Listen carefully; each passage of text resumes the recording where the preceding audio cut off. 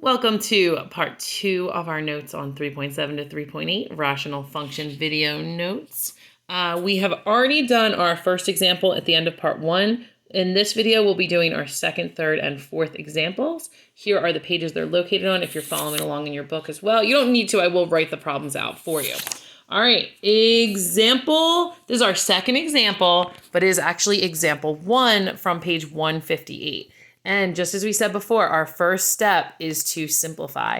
So in order to simplify, I try and factor the top and the bottom. Top is already factored, but the bottom will factor here. Can you think of two things that add to -5 and multiply to 6? Add to -5, multiply to 6. Must be -2, -3. Awesome. Matching factors top and bottom mean those will actually cross off, and my function will simplify to 1 over x minus 3. Pretty friendly. Now, when I go to find the domain, I have to make sure I include my original denominator. So if I set this equal to 0, I would find that x cannot equal 2 or 3. And I'm going to write that in interval notation. My domain is from -infinity up to 2, not inclusive, from 2 to 3, not inclusive, and from 3 to infinity. So basically, my domain includes all real numbers except for 2 and 3. Now, there is a hole at x equals 2. So there's a hole at 2 comma something. We'll find out where in a second. And there's a vertical asymptote at x equals 3. Because remember, holes occur where factors match top and bottom, and then the vertical asymptotes occur at the other domain exclusions. All right, that being said, where precisely is this hole? Take the simplified function and plug in the 2. If I plug it in here, I'll get a 0 in the denominator. It's not going to work. But if I plug my 2 in here, I will get 1 over 2 minus 3, which is 1 over -1, which is just -1. So there's a hole at 2 comma -1. All right, let's look back at our original function and find our horizontal asymptote by determining, is it top heavy, bottom heavy, or balanced? Looks like there's a degree of 1, a degree of 2, so it's definitely bottom heavy. Whenever it's bottom heavy, there's a horizontal asymptote along the line y equals 0. Notice vertical asymptotes are always x equals a number, horizontal y equals a number. There's definitely no oblique asymptote that only occurs when you are top heavy by 1 degree. All right, time to find the y-intercept. To find a y-intercept, you simply plug in zeros for all the x's. Now, if I do that in my original function, I'm going to get 0 minus 2, so -2 on the top. 0 minus 0 plus 6, 6 on the bottom, that's -1/3. I could also do that in my simplified function, 1 over -3. Same thing. So you could use either function, which is kind of nice when you have a simplified function to use the smaller one. But either way, the y-intercept is at 0 comma -1/3. To find the x-intercept, I simply set my numerator equal to 0. But when I do that, I would find that my x-intercept would occur at 2. But that's where there's a hole. So if I use my simplified fraction, I see that you can't even set a 1 equal to a 0. There is actually no x-intercept at all. Now, if you go by my original thing before simplifying and you try and set this equal and you say there's an x-intercept at 2 comma something, once you go to plug back in the 2, you will see that it doesn't work out because there's a hole, and you'll discover it at that point. But I just like to remember for my x-intercept to find it using the numerator of my simplified fraction, and then I don't come into any confusion. It just makes things a lot easier. All right, I don't know what extra points I'm going to need as of yet, so let's get this thing graphed and figure out what points we need. All right, there is a vertical asymptote at x equals 3. 1, 2, 3.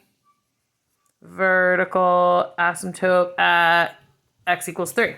There is a hole at 2, -1. So here is an open circle. Make sure you're really clear that that's an open circle or hole. There is a horizontal asymptote right along the x-axis at y equals 0. There's a y-intercept at 0, -1/3. So like right there. All right, what are we thinking in terms of extra points? I mean, we already can see clearly that this is going to do something like that and curve down like this. I don't know where I'm going to be here. I could be here. I could be here. I mean, I'm looking at this asymptote as like a guideline. So I know I can't cross it. I don't know if I'm up or down. Let me try 1, 2, 3. Let's try the extra point f of 4. And let's just plug our extra point into our easy function here because you're allowed to do that. And then you're simply going to get 1 over 1 or 1. So at f of 4, I'm located at 1. So I'm right up here, which means my function must be doing that. All right, let's type this in and see if we are right. So go to my original graph. I'm going to need parentheses because it is an x minus 2 on the top divided by parentheses along the entire bottom. Close those parentheses and graph. And I'm still in the zoomed out mode. You can see it, but it kind of looks funky in the zoomed out. Let's do zoom standard. So I just hit zoom 6 for zoom standard, and let's see, does it look like this? It does. It's funny, you can't really tell that there's a hole, but we're saying there's a hole at 2. So I'm gonna hit 2 on my calculator. Look at that. There's no y value because there's a hole at 2. What are some of the other points we found? 4. Yep, there's a point at 4, 1. The y-intercept was 0, comma, negative 1/3. Let's see, if I try and go to 3, nothing, because that's my vertical asymptote. All right, awesome. I like the calculator check. It just kind of reassures you that you're doing it right. All right, let's get to our third and fourth example. We have arrived at our third example, which is actually example 2 in the book, page 159. They already factored it for us, which is so nice. So when we go to simplify it, we can just cross off the matching factors, which really makes this a lot easier. So when we cross off the matching factors, that reveals there will be a hole. So first, let's find the domain. The domain cannot equal 3, cannot equal negative 5, cannot equal 7. So the domain x does not equal 3 or negative 5 or 7. When I write that out in interval notation, the domain's going to be really long, right? It's going to be negative infinity up to negative 5. Not including, negative 5 to 3, not including, 3 to 7, not including, and finally 7 to infinity. Very long domain. Pause it if you need to jot that down. I'm going to go right into the vertical asymptotes. All right, the vertical asymptotes and holes. For the holes, the hole occurred at 3. So I know there is a hole at 3, comma something. We're going to have to discover where. The vertical asymptotes are at the 2 remaining places. X equals negative 5 and x equals 7. In terms of horizontal asymptotes, this is an x to the third, this is an x to the third. So it is completely balanced. There's no coefficients in the front, which indicates that there's just a 1 there. So you're going to have a horizontal asymptote at y equals 1 over 1 or just y equals 1. Oblique asymptotes occur when you are 1 degree heavier in the numerator, so there is no oblique asymptote in this case. All right, y-intercepts occur wherever the x equal 0. So turn all the x into 0 and see what you get. I'm going to do it in the simplified function.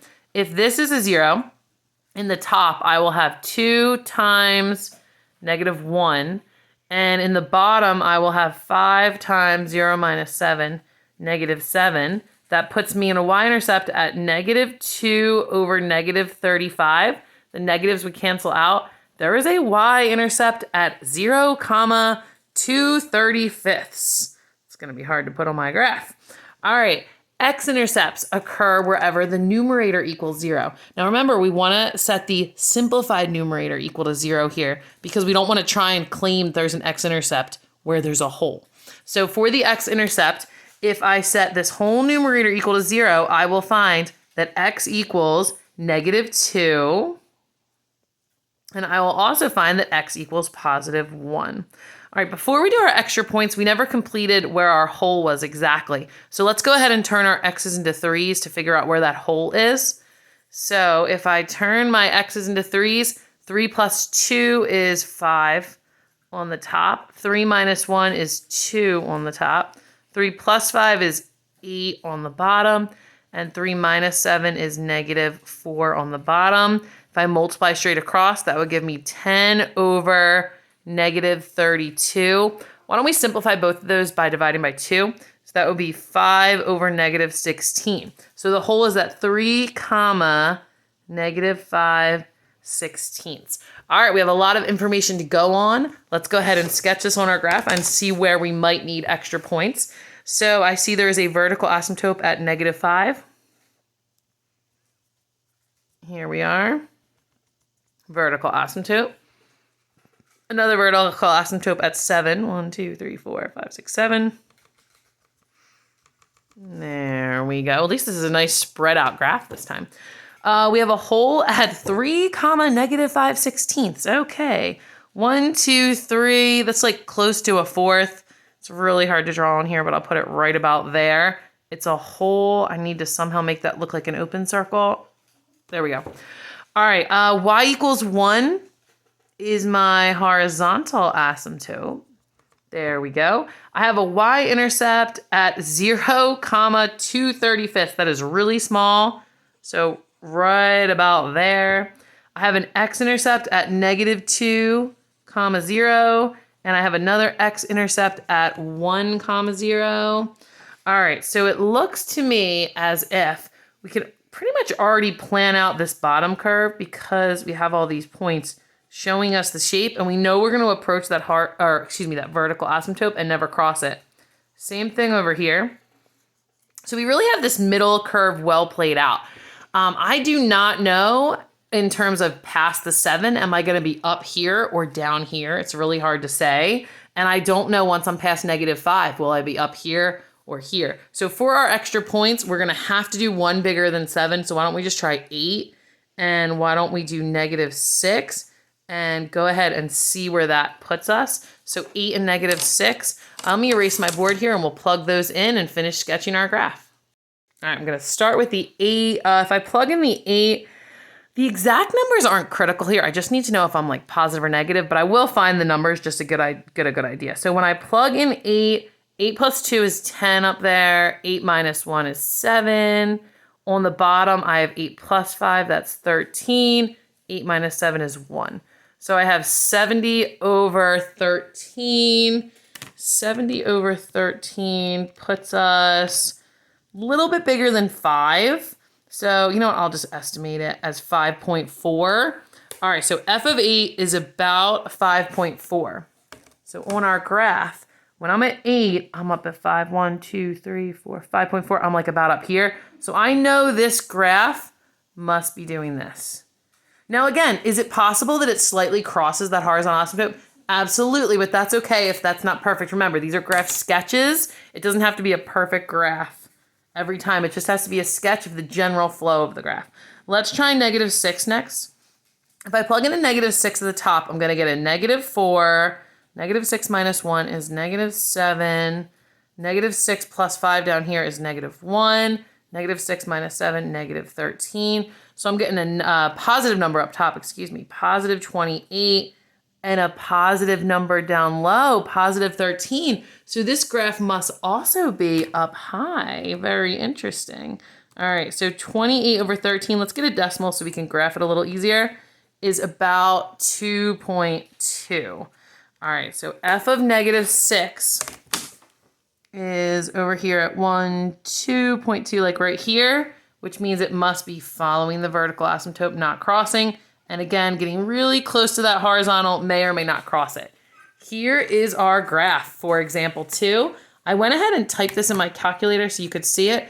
I had to put excessive parentheses, big parenthesis around the whole top, plus all those other parentheses, big parenthesis around the whole bottom, in addition to the parentheses that were already there. And then when we graph it, you can see we have an accurate representation of our graph. Again, they don't really show you that hole on the graph, but if you're careful and you hit the trace button, you go to where the hole is at 3, you'll see, look, they can't provide a y value because there's a hole there. All right, we have one final example to do that will include an oblique asymptote.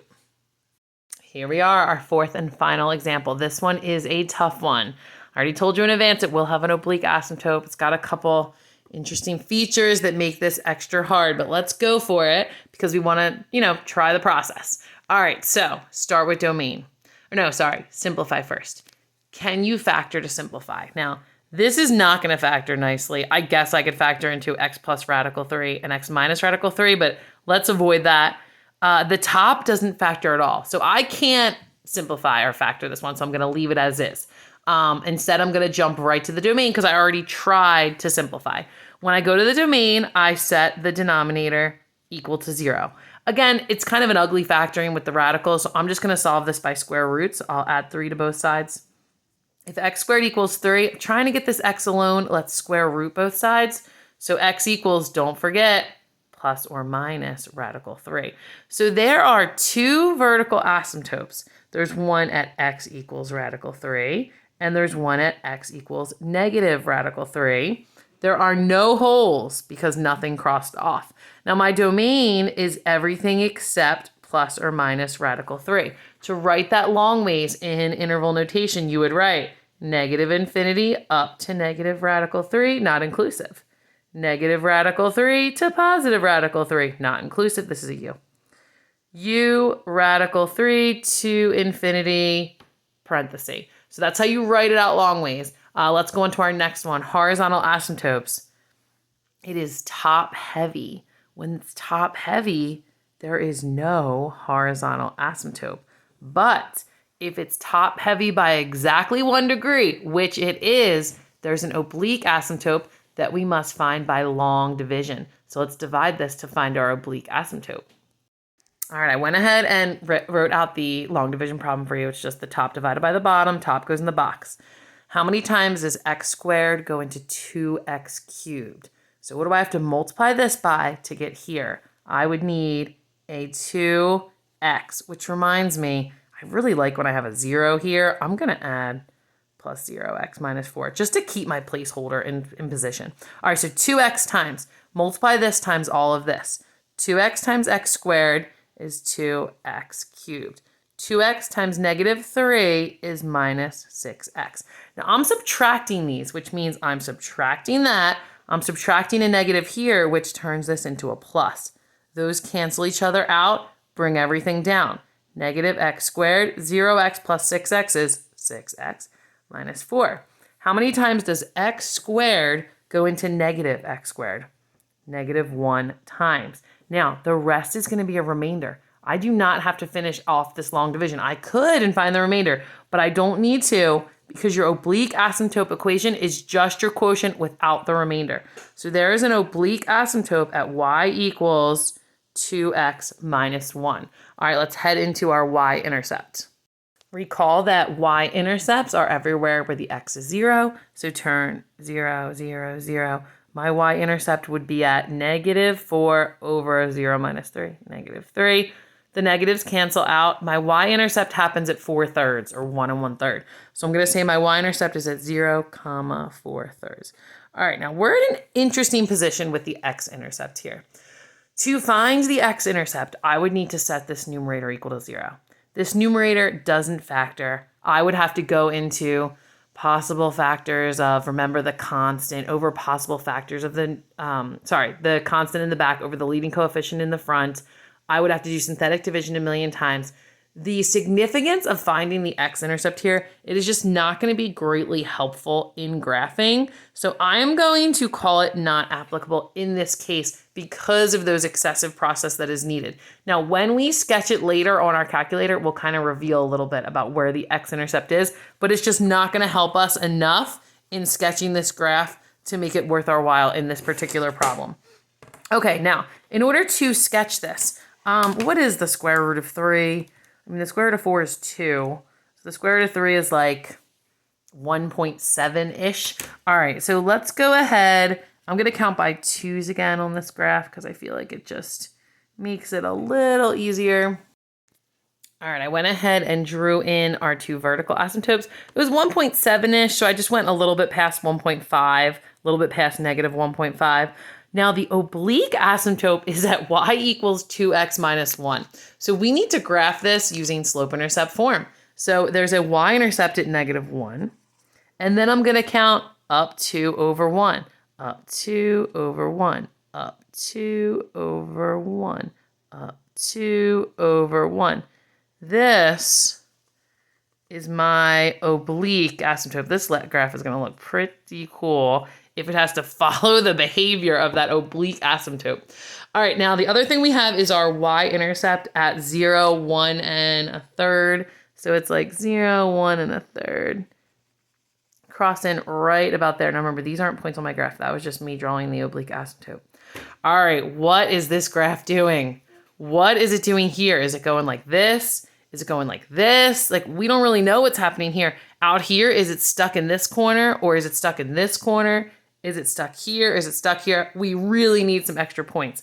So let's see, we want to go past our vertical asymptote. So let's just do like f of 2 and f of -2. Find what's happening out here. Let's do f of 1 and f of -1 to find out what's happening up close. So go ahead, pause the video and find those values just by plugging those into your calculator and see what you get for these 4 values, and then let's graph them in. All right, did some solving, and f of 2 was 8. So if we're at f of 2, we're a little bit past, we're all the way up here at 8. 1, 2, 3, 4, 5, 6, 7. We're up here. So we're stuck here following the vertical asymptote, and then we have to come around and follow the oblique asymptote behavior. So our graph is going to look like that. Very cool. All right, if we are at f of -2 a little outside, I'm all the way down here at -24. Oh, wow. So I'm down here following my vertical. So here's my vertical asymptote. Follow the vertical asymptote and come around and follow the oblique asymptote. So it kind of looks like that so far. Wow. Then what's happening in the middle? F of 1, I'm at 1.5. So I'm right about here.